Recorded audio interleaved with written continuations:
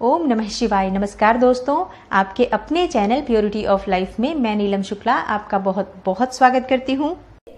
दोस्तों, मार्गशीर्ष मास भगवान श्री कृष्ण का अत्यंत प्रिय मास है। जैसा कि भगवत गीता में भगवान श्री कृष्ण ने कहा है, मासों में मैं अघन हूँ।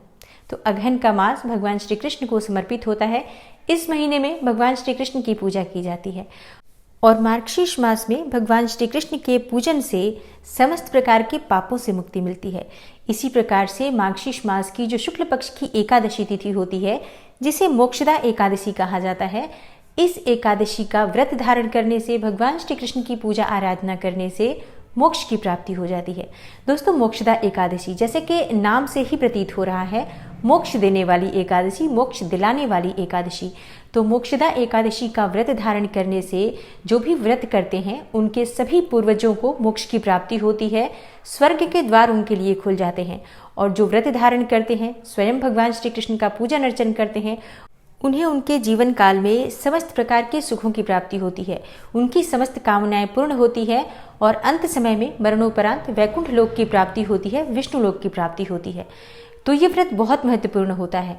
अगर आप व्रत धारण करते हैं मोक्षदा एकादशी का तो अत्यंत ही श्रेष्ठ है, लेकिन अगर आप किसी भी कारणवश व्रत धारण नहीं कर पाते हैं तो भी आज के दिन आपको भगवान श्री कृष्ण का पूजन करना चाहिए, भगवान श्री हरि विष्णु का पूजन करना चाहिए। विधि विधान से इस व्रत के जो नियम होते हैं उन नियमों का आप पालन कर सकते हैं। जैसे कि चावल का त्याग कर दीजिए आज के दिन। आज के दिन आपको लहसुन, प्याज और तामसिक चीज़ों का त्याग करना चाहिए और भगवान श्री कृष्ण के मंत्र का, नाम का स्मरण करना चाहिए, जप करना चाहिए। विष्णु जी का पूजन कीजिए विधि विधान से। पीले वस्त्र, पीले फलों से भगवान का पूजन करें, पीले पुष्प उन्हें अर्पित करें, तुलसी दल युक्त भोग उन्हें अर्पित करें। इतने मात्र से भी आपके जीवन की जो परेशानियां हैं वो दूर होती हैं, समस्त प्रकार की आपकी कामनाएं पूर्ण होती हैं और भगवान श्री कृष्ण की, भगवान श्री हरि विष्णु की असीम कृपा उस मानव को प्राप्त होती है जो व्रत ना करते हुए भी इस प्रकार से नियमों का पालन करते हैं। तो अगर आप व्रत धारण नहीं कर पाते हैं किसी भी कारणवश, तो भी आज के दिन आप भगवान श्री हरि विष्णु का पूजन जरूर कीजिए। दोस्तों, आज की वीडियो में मैं आपसे बात करने वाली हूँ मार्गशीर्ष मास के शुक्ल पक्ष की एकादशी तिथि, जिसे कि मोक्षदा एकादशी कहा जाता है, इस व्रत के बारे में।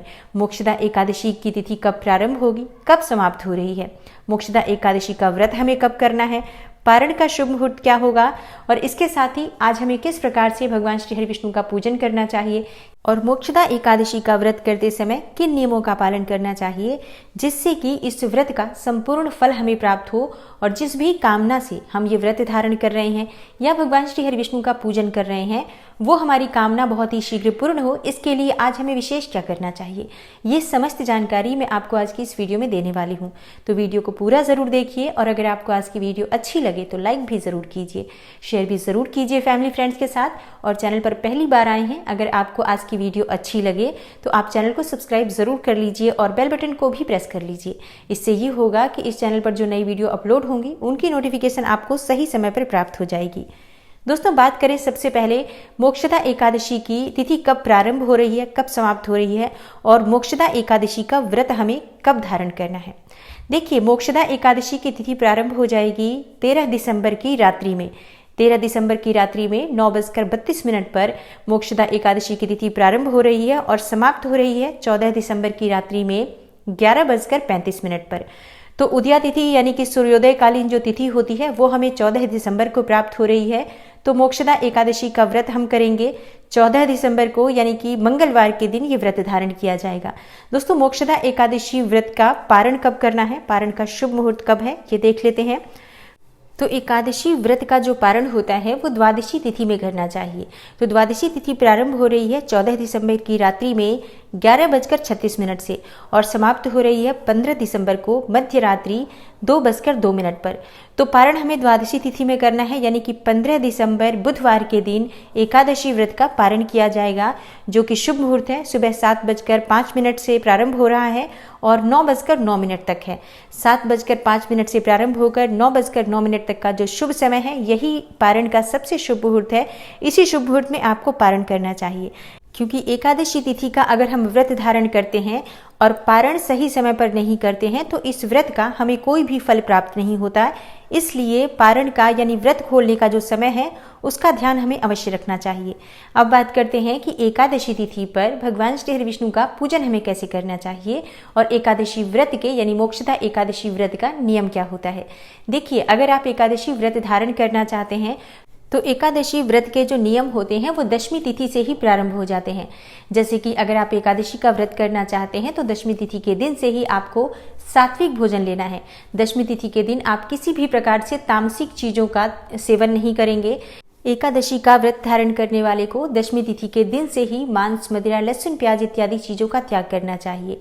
शाम को सूर्यास्त से पहले ही आप भोजन कर लीजिए, क्योंकि दशमी तिथि के दिन सूर्यास्त के बाद आपको भोजन नहीं करना है, नमक का सेवन नहीं करना है। और शाम को यानी कि रात्रि में अगर आपको भूख लगती है, कुछ खाना चाहते हैं तो फल, दूध इत्यादि ले सकते हैं। इस प्रकार से आपको दशमी तिथि के दिन से नियम पालन करने होते हैं। दशमी तिथि के दिन आपको पूर्ण रूप से ब्रह्मचर्य का पालन करना है और शास्त्रों में भूमि शयन का विधान है दशमी तिथि के दिन से ही। तो अगर संभव हो तो भूमि शयन कर सकते हैं। और एकादशी के दिन प्रातःकाल जल्दी उठना है। स्नान इत्यादि करने के बाद आपको सबसे पहले सूर्यदेव को जल अर्पित करना है। उसके बाद आप भगवान श्री हरि विष्णु का पूजन कीजिए।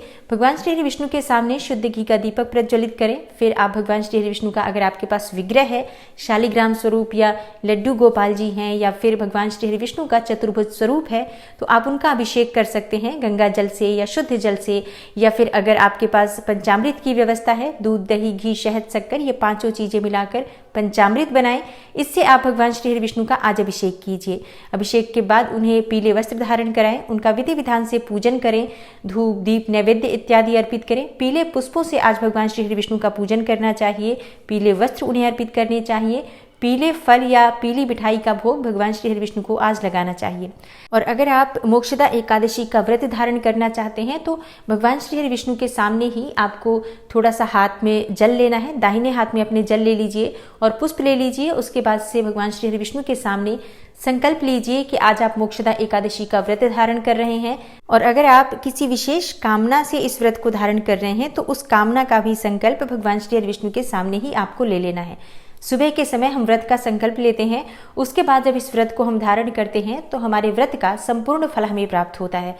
भगवान श्री हरि विष्णु का पूजन करें। वहीं बैठकर आप चाहें तो विष्णु सहस्त्र नाम का पाठ कर सकते हैं या श्रीमद् भगवद गीता का पाठ कर सकते हैं। ओम नमो भगवते वासुदेवाय नमः, इस मंत्र का यथासंभव जप कर सकते हैं। आज के दिन हमें कुछ विशेष बातों का ध्यान रखना चाहिए। जब आप व्रत धारण कर रहे हैं, भूल से भी किसी भी प्रकार से किसी की निंदा नहीं करनी है, चुगली नहीं करनी है, किसी को भी अपशब्द नहीं बोलना चाहिए, क्रोध नहीं करना चाहिए। इन सब चीज़ों से क्या होता है, जो हम इतना कठिन व्रत धारण कर रहे हैं, व्रतों में व्रतराज की संज्ञा दी गई है। इस व्रत को शास्त्रों में सर्वश्रेष्ठ व्रत एकादशी तिथि को बताया गया है, एकादशी के व्रत को बताया गया है। तो हमारी छोटी छोटी गलतियों के कारण इस व्रत का संपूर्ण फल हमें प्राप्त नहीं होता है। इस व्रत का पुण्य हमारा जो होता है वो क्षय हो जाता है। इसलिए हमें इन बातों का अवश्य ही ध्यान रखना चाहिए। पूरे दिन आपको व्रत रहना है। व्रत आप निर्जल या फलाहार किसी भी प्रकार से रख सकते हैं, जैसे आपकी शारीरिक क्षमता है। और इसके बाद शाम के समय हमें फिर से भगवान श्री हरि विष्णु का पूजन करना होता है। तो शाम को स्नान इत्यादि कर सकते हैं तो कर लीजिए, नहीं तो हाथ पांव मुंह धोकर वस्त्र बदलकर भगवान श्री हरि विष्णु के सामने शुद्ध घी का दीपक प्रज्वलित करके विधि विधान से उनकी पूजा करें, भजन कीर्तन करें। क्योंकि शास्त्रों के अनुसार एकादशी व्रत में एकादशी की रात्रि में जागरण का विधान है। अगर एकादशी तिथि की रात्रि में जागरण करके भगवान श्री हरि विष्णु का पूजन किया जाए, भगवद गीता का पाठ किया जाए या भगवान श्री हरि विष्णु के नाम का मंत्र का स्मरण किया जाए, तो इससे इस व्रत का संपूर्ण फल हमें प्राप्त होता है और हमारे मन की चाहे कोई भी कामना हो बहुत शीघ्र पूर्ण हो जाती है। भगवान श्री हरि विष्णु के सामने एकादशी तिथि की रात्रि में शुद्ध घी का अखंड दीपक प्रज्वलित करना चाहिए। इससे हमारे मन की समस्त कामना पूर्ण होती है और इस व्रत का संपूर्ण फल हमें प्राप्त होता है। जन्म जन्मांतर के पाप नष्ट हो जाते हैं। तो संभव हो तो आज की रात्रि में अखंड दीपक अवश्य प्रज्वलित करना चाहिए। और इसके बाद द्वादशी तिथि के दिन इस व्रत का पारण किया जाता है। तो द्वादशी तिथि में यानी कि अगले दिन प्रातःकाल जल्दी उठ जाएं, स्नान इत्यादि करें, भगवान श्री हरि विष्णु का विधि विधान से पूजन कीजिए। उसके बाद शुभ मुहूर्त में पारण कीजिए। लेकिन एकादशी व्रत में अपने पारण करने से पहले यानी कि व्रत खोलने से पहले किसी को भोजन अवश्य कराना चाहिए। तो संभव हो तो घर में किसी ब्राह्मण को बुलाएं और उनको भोजन कराएं, शुद्ध सात्विक भोजन बनाकर ब्राह्मण को भोजन कराएं। उसके बाद से आपको स्वयं भोजन करना चाहिए। लेकिन अगर ब्राह्मण बुलाना घर में संभव ना हो तो किसी भी ब्राह्मण के निमित्त आप दान की सामग्री निकाल दें, यानी कि भोजन की सामग्री निकाल दीजिए। तो कच्ची सामग्री निकाली जाती है, जैसे कि आटा, दाल, सब्जियां, फल इत्यादि निकाल सकते हैं, वस्त्रों का दान कर सकते हैं। यथासंभव आप अपनी शक्ति सामर्थ्य के अनुसार दान की सामग्री निकाल सकते हैं। साथ में दक्षिणा अवश्य रखिए, क्योंकि कभी भी जो हम दान करते हैं अगर उसमें धन का दान न किया जाए तो उस दान का हमें फल प्राप्त नहीं होता है। इसलिए अपनी शक्ति सामर्थ्य के अनुसार आप अगर किसी को भी भोजन करा देते हैं अपने खाने से पहले, अपने व्रत खोलने से पहले, या किसी के निमित्त आप धन निकाल दें, अगर आप अशुद्धावस्था में है, मान लीजिए पीरियड्स में है और आप दान की सामग्री नहीं निकाल पाते हैं, तो आप कुछ पैसे निकाल कर रख दीजिए, जो कि आप बाद में किसी ब्राह्मण को दे सकते हैं या किसी मंदिर में पुजारी को दे सकते हैं। एक और बात, बहुत से लोग पूछते हैं कि एकादशी में जो हम दान करते हैं पारण से पहले, वो जो दान निकाला जाता है, क्या हम किसी गरीब को, किसी जरूरतमंद को दे दें, कोई ब्राह्मण को देना आवश्यक है? जी हाँ, एकादशी व्रत का जो हम दान करते हैं, यानी कि जो अपने खाने से पहले जो हम दान निकालते हैं, किसी सीधा के निमित्त जो हम दान निकालते हैं, वो हमें किसी ब्राह्मण को ही देना चाहिए। लेकिन इसका ये बिल्कुल भी मतलब नहीं है कि आप किसी जरूरतमंद को दान नहीं कर सकते हैं, किसी गरीब को दान नहीं कर सकते हैं। बिल्कुल कर सकते हैं। आप जितना भी सामर्थ्य हो आज के दिन दान करें, जरूरतमंदों की मदद करें, गरीबों को भोजन कराएं, भूखों को भोजन कराएं। इसका फल आपको जन्म जन्मांतर तक प्राप्त होता है। लेकिन जो आप मुख्य दान जो हम अपने भोजन से पहले निकालते हैं, ये आप किसी पुजारी को, किसी ब्राह्मण को या किसी मंदिर में दें। इसी बात का आपको ध्यान रखना चाहिए कि ये व्रत भगवान श्री हरि विष्णु का व्रत है, भगवान श्री हरि विष्णु की कृपा पाने का व्रत है। और भगवान श्री हरि विष्णु का जो दान होता है वो किसी ब्राह्मण को दिया जाता है। तो अगर आप इस बात का ध्यान रखते हैं तो बहुत ही श्रेष्ठ फल आपको एकादशी व्रत का प्राप्त होता है। दोस्तों, आशा करती हूँ मोक्षदा एकादशी से जुड़ी हुई ये संपूर्ण जानकारी आपके लिए अवश्य उपयोगी सिद्ध होगी। अगर आपको आज की वीडियो अच्छी लगी हो, थोड़ी सी भी आपके लिए हेल्पफुल हो, तो वीडियो को लाइक कर दीजिए और शेयर भी ज़रूर कीजिए। चैनल पर पहली बार आए हैं, अगर अभी तक आपने चैनल को सब्सक्राइब नहीं किया है, तो अगर आपको आज की वीडियो अच्छी लगी हो तो चैनल को सब्सक्राइब कर लीजिए और बेल बटन को भी प्रेस कर लीजिए। इससे ये होगा कि इस चैनल पर जो नई वीडियो अपलोड होंगी उनकी नोटिफिकेशन आपको सही समय पर प्राप्त हो जाएगी।